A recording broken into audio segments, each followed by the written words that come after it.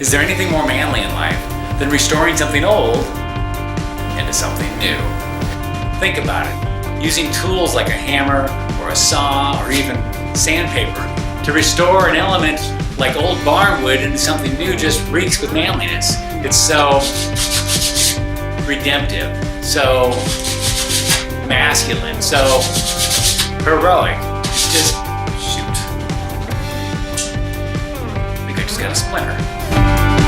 Honey, you seen the tweezers? Hey guys, Robbie Sondag here with a little godly advice for living a more meaningful life. Well, when it comes to restoration, one could argue that the entire Bible revolves around that theme.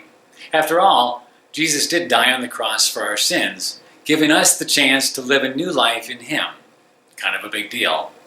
But as Christ followers, did you know that we're also given the opportunity to be part of the restoration business?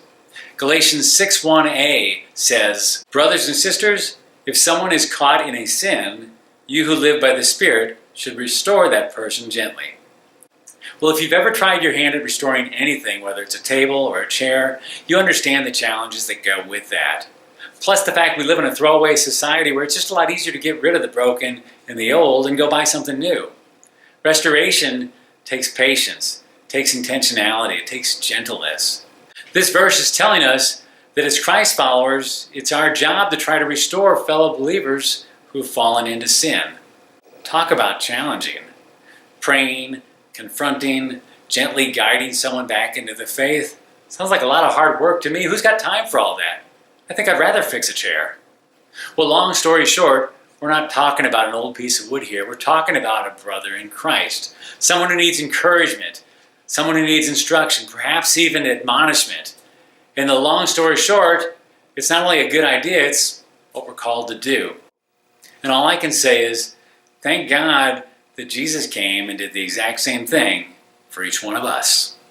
Otherwise, we'd all end up on the scrap pile.